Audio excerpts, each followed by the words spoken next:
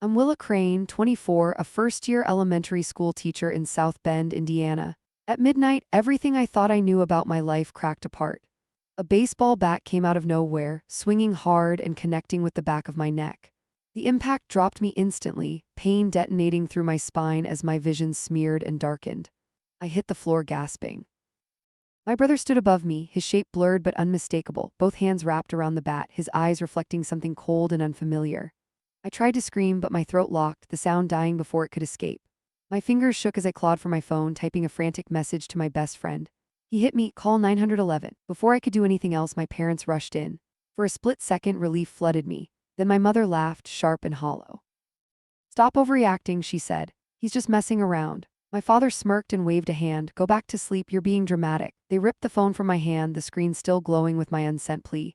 I scraped at the concrete, fighting to stay awake, but their voices faded into something distant and terrifying. "Do it quickly. No mess, no evidence. This wasn't a joke." My family, the people I lived with, were hiding something ugly. My head throbbed, but one thought stayed clear as I slipped toward blackness. I had to live, I had to expose them. Have you ever been betrayed by the people closest to you? Drop a comment with your story and hit subscribe to follow mine. The fight for justice starts here, and you won't believe what happens next. I woke the next morning on the cold floor of the garage. My neck screamed with every heartbeat, but the pain told me one thing. I was alive. I lay there, unable to move at first, as memories rushed back, piecing together why I'd always felt like an outsider in my own home. At 24, I still lived with my parents in South Bend, trying to save what little I could. My teaching salary barely covered student loans and basic expenses. Moving out wasn't realistic. Staying, though, came at a cost. My mother, Nova Crane, and my father, Ulysses Crane, gave all their patience and warmth to my brother, Tate Crane. 19 years old, a college freshman, Tate could skip classes, dent the car, or blow money, and they'd brush it off with smiles. "He's just finding himself," Nova would say. When it came to me, the rules were different. If I stayed late grading papers or forgot a chore, Ulysses would snap, telling me to get my act together, his tone icy and unforgiving. That imbalance had roots going back years.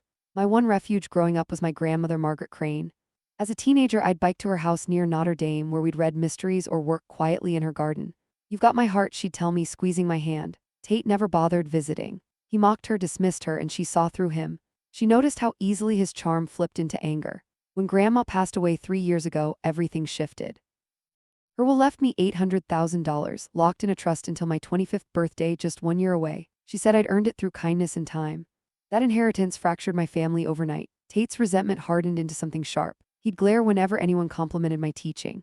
He accidentally knocked my camera off the table, shattering the lens. My laptop cracked after he borrowed it. Nova waved it off. Accidents happen. Ulysses avoided my eyes. The money changed how they looked at me. Nova mentioned it more often, always framed as concern. That inheritance could solve so many problems. Ulysses nodded along while quietly struggling with overdue bills. I overheard their late-night arguments through the walls, debt, credit cards, missed payments. Slowly, I realized I wasn't just their daughter anymore. I was leverage. Tate made it worse. He cornered me one night, hissing that I didn't deserve the money. His pranks escalated. Missing keys. Ruined books. Sabotaged lesson plans. Every time my parents defended him. He's stressed. He's under pressure. Teaching became the only place I felt whole. My students' curiosity kept me grounded, but home drained me. The week of my parents' anniversary party, everything finally boiled over. I dreaded that night, knowing Tate would find a way to humiliate me. The house buzzed with laughter and glasses clinking. I tried to blend in. Halfway through, I checked on my lesson plans and found them destroyed. Pages soaked, crumpled, ruined. Tate shrugged when I confronted him. Nova told me not to ruin their night. Ulysses told me to let it go. Tate mocked me in front of guests, calling me sensitive. I retreated to my room, shaking. Later, I overheard Tate muttering to a cousin that the money should be his. That night, something in me snapped into focus. At midnight, Tate swung the bat. My parents laughed. I woke in the garage, locked in, freezing. Through the wall, I heard them plotting. 1 year until I turned 25. That money was their escape.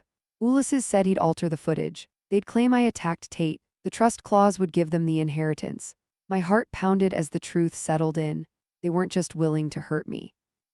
They were planning to erase me, to steal the $800,000 my grandmother left me, due on my 25th birthday. Their words confirmed my fears. Tate's attack was no accident, it was there. Opening move, I pulled back, my mind racing. Their plan explained Nova's resentment, Tate's hostility. They saw me as a barrier to the inheritance. I needed proof to fight back. The garage was a mess of boxes and junk, but there had to be something to expose them. I started searching, determined to find evidence before their lies buried me. I crawled to the shelves, pain stabbing my neck. My hands sifted through dusty clutter until I spotted an old laptop. Half buried under a pile of tools, hope surged through me, a spark of salvation. It was an outdated model, probably forgotten, but it might still work. I powered it on, praying it wasn't dead. The screen flickered to life, and I noticed it was linked to our home security system. My pulse raced. If the cameras caught Tate's attack and Nova and Ulyss's hadn't erased the footage yet, I had a chance. I accessed the system, my fingers trembling, the footage from that night was still there, time-stamped just after midnight. I clicked play, my breath catching. The video showed our living room stark and clear. Tate stood over me, bat raised.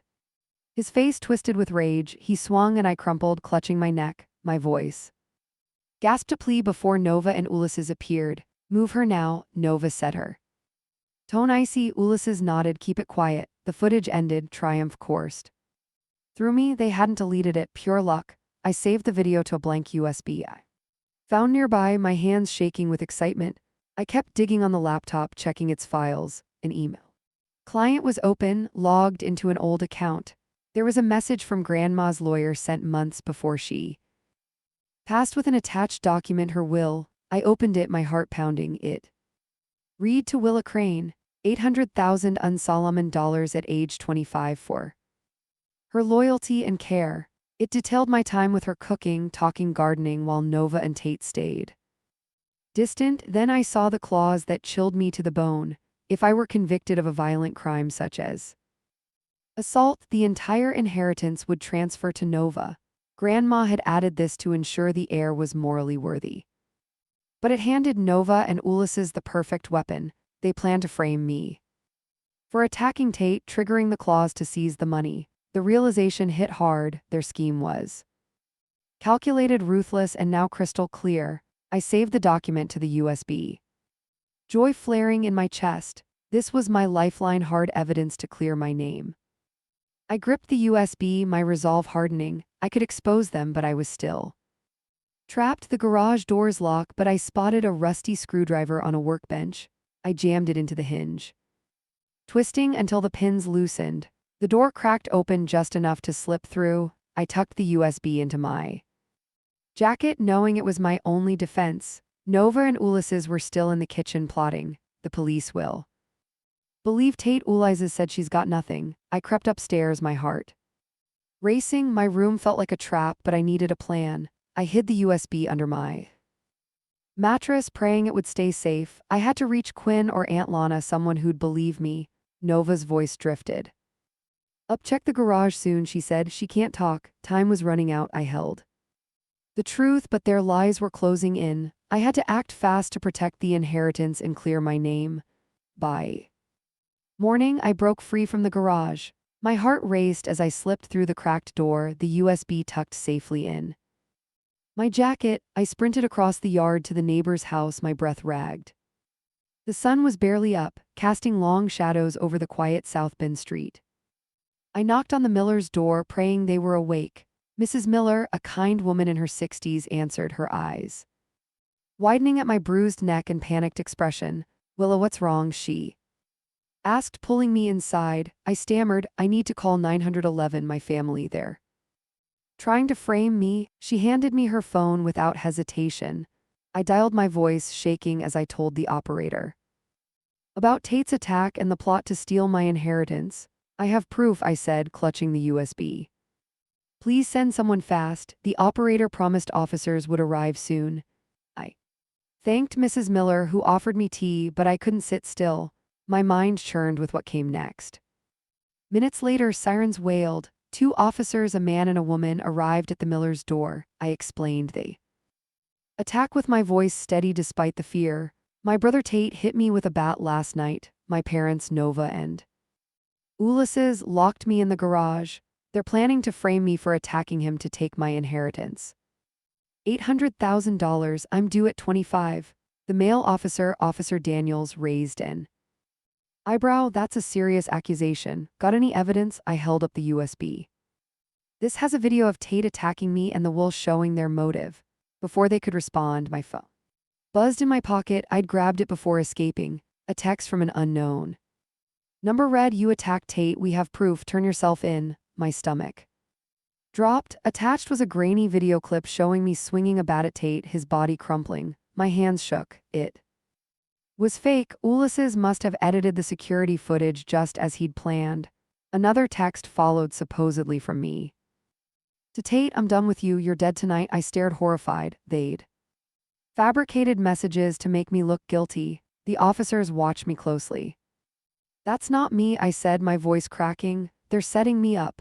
I handed Officer Daniels the USB, urging him to check it first. "The real footage is here," I said. "It shows Tate attacking me and my parents covering it up." The female officer, Officer Lee, took the USB and plugged it into a portable device. The video played clear, unedited, showing Tate raising the bat, striking me down, and Nova and Ulysses dragging me away. "Move her now," Nova's voice echoed. The officers exchanged glances. "This looks legit," Lee said. "But we'll need to verify both videos." I pulled up the wolf file from the USB. On their device, it detailed Grandma's bequest $800,000 to me at 25 for my loyalty, cooking, talking, gardening with her, while Nova and Tate stayed distant. The critical clause made my blood run cold. If I were convicted of a violent crime like assault, the entire sum would pass to Nova. Grandma had included this to ensure the heir was morally upright. Safeguard rooted in her distrust of Nova's greed, but it gave my parents a perfect opening. They'd staged Tate's attack, faked evidence, and planned to pin it on me to trigger the clause. Realization hit like ice. Their betrayal was deeper than I'd imagined, a calculated move to rob me of everything. Officer Daniels nodded. "Well, take this to the station for analysis. The edited video and texts are concerning, but your evidence is strong." I exhaled relief mixing with dread. "They're still at the house," I said. "They don't know I'm here." Lee radioed for backup, saying they'd questioned Ulysses and Tate. I felt a flicker of hope, but it was fragile. Their lies were convincing, and I was still the target.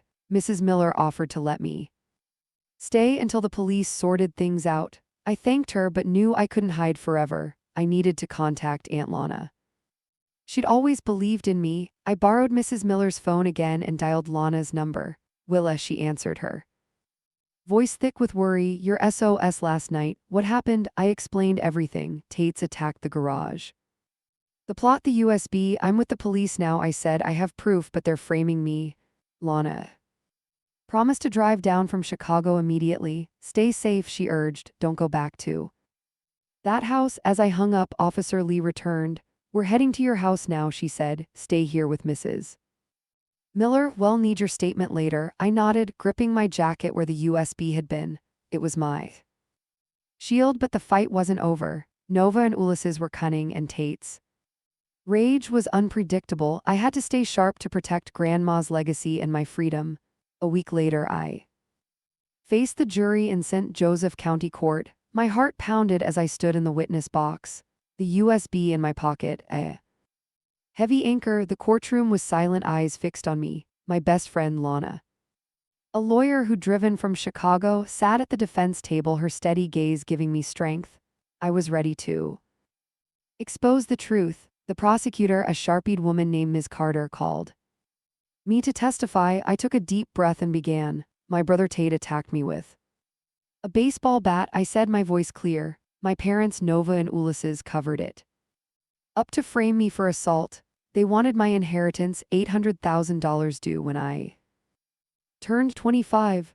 I explained the night of the attack, how I'd sent an SOS to my emergency contacts, and how my parents mocked me, calling it a joke. The jury listened, some scribbling notes. I handed the USB to Lana, who presented it to the court. "This contains security footage," I said. "It shows Tate striking me and my parents dragging me to the garage." The judge nodded, and a screen was set up. The video played Tate's rage-filled face, the bat swinging, my body crumpling. Nova's cold voice cut through. "Move her now," Ulysses muttered. "Keep it quiet." Gasps rippled through the jury. "Lana, Paused the video, pointing out the timestamp and clarity. This is unedited, she said. Forensic analysis confirms it. Next, I introduced my SOS records. I sent this signal at midnight, I said, showing phone logs timestamped just before I lost consciousness. The logs listed Lana and my aunt as recipients, proving I'd sought help. Lana corroborated this, explaining she received the alert and called me the next morning, learning of the plot. I pulled out my journal, a small notebook I'd kept for months. This documents their hostility, I said, flipping to entries describing Tate's aggression and my parents' dismissal of my fears. 1.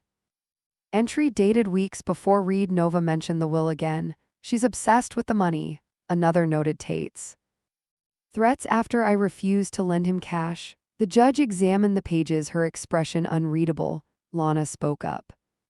These entries align with the timeline of the attack and the scheme to steal Willa's inheritance. Ms. Carter presented the prosecution's case, claiming I'd attacked Tate. She showed their fake video, me swinging a bat at him, his body falling. This is fabricated, I said, my voice steady. My father, Ulysses, admitted he'd edit footage to frame me. Lana backed me up, citing a forensic report that exposed digital tampering in their video. The jury's faces hardened, sensing the lie. I explained the inheritance. My grandmother Margaret left me $800,000. Because I cared for her cooking, talking, gardening while my parents and Tate stayed distant. I displayed the will from the USB, highlighting the clause. If I were convicted of a violent crime like assault, the money would pass to Nova. My grandmother added this to ensure the heir was morally sound. I said she distrusted Nova's greed. My parents used this clause to frame me, staging Tate's attack to trigger it. The jury leaned forward, absorbing the motive. Lana took the floor, her voice commanding. The evidence is clear, she said.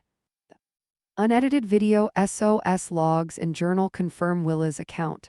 The prosecution's video is manipulated and their texts claiming Willa threatened Tate are from a burner phone, not hers. She presented a police report tracing the text to Ulysses. The courtroom buzzed. Lana's expertise shown dismantling their lies. The judge called a recess to review the evidence. I sat with Lana, my nerves fraying. You did great, she whispered. They can't ignore this, I nodded, gripping her hand. The USB, SOS, and journal were my shield, but doubt lingered. My family's deception ran deep, and I feared they'd slip away. When court resumed, Officer Daniels, who'd responded to my 911 call, testified. Willa's evidence matches what she told us. He said the fake video and texts were traced to Ulysses's devices. The jury's eyes narrowed. Ms. Carter tried to argue, but her case crumbled under the weight of Lana's cross-examination. The judge delivered her ruling based on the evidence. There's probable cause to charge Nova Crane, Ulysses Crane, and Tate Crane with assault and fraud. Officers moved in, handcuffing my parents and brother. Nova's face twisted in fury. Ulysses stared blankly, and Tate muttered curses. I exhaled, relief washing over me. Their plan to steal my grandmother's legacy had failed. As they were led away, Lana squeezed my shoulder. You're free, she said. I felt lighter, but the fight wasn't over. The inheritance was safe for now, but I had to stay vigilant until I turned 25. Justice was close, and I wouldn't let it slip away. 2 weeks later, my mother's online attacks began. Nova, out on bail, unleashed a torrent of posts on social media, branding me unstable. Her words stung like venom. Well, Crane has mental issues, she wrote on a public forum, claiming I'd fabricated the assault to ruin the family. The lies spread fast, twisting my reality. I woke to a flood of notifications. Friends from high school unfollowed me. Neighbors I'd known for years sent cold messages. Is it true you're unhinged? My inbox filled with accusations from strangers echoing Nova's claims. At the grocery store, Mrs. Larson, who'd once baked me cookies, turned away when I waved. The weight of isolation pressed harder than ever. I scrolled through Nova's posts, each one a dagger. She painted me as a delusional liar, desperate for my grandmother's $800,000 inheritance due when I turned 25. I was 24 with 1 year left to endure this nightmare. At School, the fallout hit harder. I taught history at South Bend High where I'd poured my heart into lessons. On Monday, Principal Andrews called me to his office. His face was grim. "Well, the parents are complaining," he said. "They're worried about your stability after those posts." I clenched my fists, explaining Nova's lies and the court case. He sighed. "I believe you, but we have to suspend you pending an investigation." My stomach dropped. Teaching was my anchor, and now it was gone. I left his office, my cheeks burning with shame, though I'd done nothing wrong. Back home, I sat on my couch staring at my phone. Lana called, her voice sharp with anger. "Nova's trying to destroy your reputation," she said. "We can sue for defamation, but it'll take time." I appreciated her fire, but time wasn't on my side. The inheritance loomed a beacon of freedom, but Nova's attacks threatened to bury me first. I couldn't stay in South Bend, where every glance felt like a judgment. I needed to escape, to rebuild where no one knew my name. I opened my laptop and searched for teaching jobs far from Indiana. Chicago caught my eye, Lana's city with its sprawling schools and fresh start. I found a posting for a history teacher at a public high school. The application asked for a resume and a cover letter. I hesitated, my fingers hovering over the keys. Could I leave my grandmother's legacy behind? Margaret had trusted me to protect her gift, but staying meant fighting a war I wasn't sure I could win. I started typing, pouring my passion for teaching into the letter. I aimed to inspire students with stories of resilience. I wrote, thinking of my own battle. As I worked, my phone buzzed with a text from an unknown number. "You'll never get that money," it read. My pulse raced. It had to be Nova using a new number to taunt me. I forwarded it to Lana, who promised to trace it. "She's desperate," Lana said.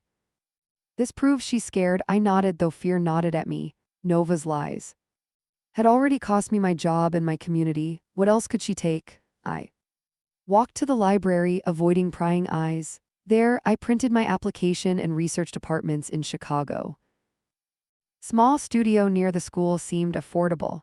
I imagined a new life, new students, new streets, no whispers about my sanity, but doubt crept in. Leaving felt like letting Nova win, like abandoning my grandmother's trust. I clutched the printed pages, torn between staying to fight and fleeing to heal. That evening I met Lana at a diner. She slid a legal pad across the table, outlining a defamation case. "Nova's posts are provably false," she said. "We can use the court evidence to shut her down." I sipped my coffee, weighing the option. A lawsuit could clear my name, but it would chain me to South Bend, to this toxic fight.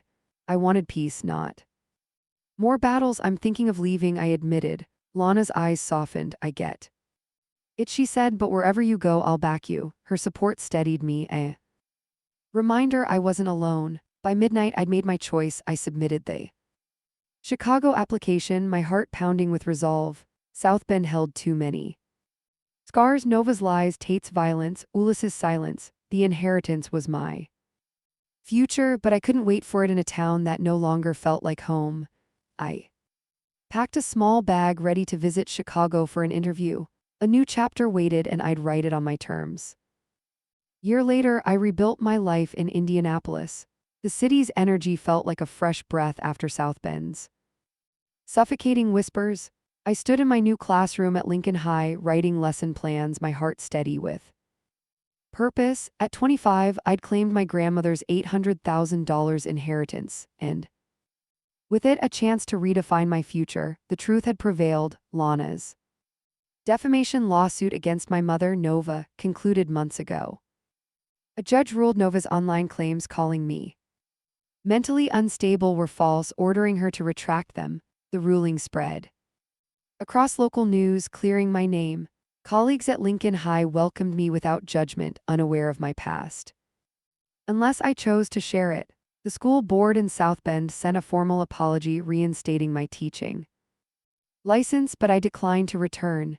Indianapolis was home now, a place where I could stand tall. I used part of the inheritance to establish the Margaret Crane Scholarship Fund, named for my grandmother. It supported high school students pursuing history degrees, her favorite subject. At the fund's launch, I stood before a small crowd of educators and students, my voice steady. This is for students who seek truth, I said, picturing Margaret's warm smile. She taught me to value knowledge over greed. The first recipient, a shy senior named Emma, thanked me with tears in her eyes. Her dream was to study ancient civilizations, and the scholarship would cover her tuition. Seeing her hope mirrored my own. Reminder of why I'd fought so hard. Lana flew in for the event, her present quiet strength. Over coffee afterward, she updated me on my family. Nova faced jail time for fraud, her appeals exhausted. My brother Tate and my father Ulysses were serving sentences for their roles in the assault. I nodded, feeling no anger, only distance. They'd chosen their path and I'd chosen mine. Lana squeezed my hand. You've built something real, she said. I smiled, grateful for her loyalty, a bond stronger than blood. Teaching became my refuge. My students, a mix of curious and restless teens, challenged me daily. I crafted lessons on revolutions, drawing parallels to my own fight for justice. One day, a student named Malik raised his hand. How do you know what's true when people lie? He asked. I paused, thinking of Nova's posts, Tate's violence, Ulysses's silence. You dig for evidence, I answered, and you trust those who stand by you. Malik nodded, scribbling in his notebook. Moments like these felt like victories, small but profound. The inheritance gave me stability, but I lived modestly. My apartment, a cozy one-bedroom near the school, held simple furniture and bookshelves packed with history texts. I donated a portion of the funds to a local women's shelter, remembering my own moments of fear. The rest secured my future, a safety net Margaret had intended. I often thought of her stories, her garden, her trust in me. She'd seen my strength when I doubted it myself. One evening, I received an email from Principal Andrews, my old boss in South Bend. He congratulated me on the scholarship fund, admitting he'd misjudged me under pressure.